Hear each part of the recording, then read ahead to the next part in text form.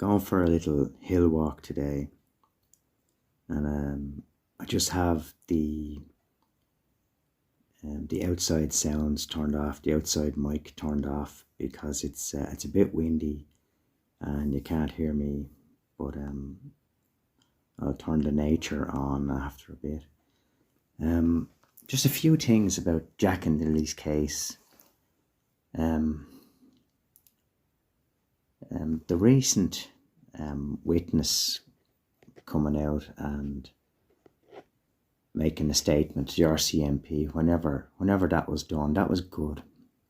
Generally a good thing, because any information that was imparted would be beneficial to the case and would help to paint the picture of the overall scenario of what went on, especially after whatever happened to Jack and Lily. And as well as that, the communications to the YouTubers from the various witnesses in the case is it's a good thing. Generally speaking, it's a good thing, as in it doesn't take much for people to see the misinformation and to separate the wheat from the chaff, kind of thing, if you know what I mean. And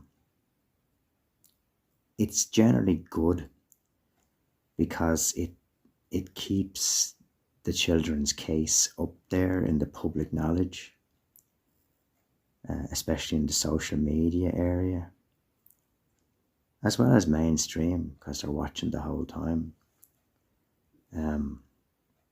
Like, people that care for Jack and Lily, they don't want their story down the bottom of a feed with some other less relevant story, in their view, getting top billing kind of thing. So it's good. The little bit of controversy is good, generally, once it's managed to a certain extent. What else? Something I have wondered about is when the cadaver dogs came from the mainland and, we'll say, did their tour of the area and did their work, I wonder, were they introduced to the pink blanket to assess it for cadaverine? I wonder, did the RCMP actually think of that? I'd like to think they did. And I'd like to think if they didn't, they would consider it. As far as overview, yeah, the title of this is Overview. From a little bit of studying, the satellite imagery is available, whether they got it or not. They did say they had two images available, and if they were from the premium satellites like the Worldview Legion or the Planet SkySat or the Airbus Pleiades, like, the image resolution is excellent from those, as in 0.3 of a meter per pixel. That's good.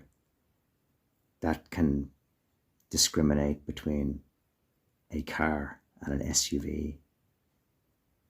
And the implication there is, if a car is somewhere where it wasn't supposed to be, that could literally start off the case, as in it could bring it around for charges and further investigation. It would turn criminal, I think, very quickly.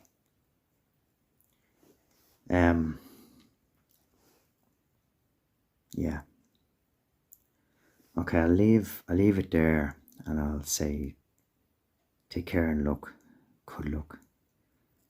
and leave this with a bit of woodpecker sounds in the environment. Okay.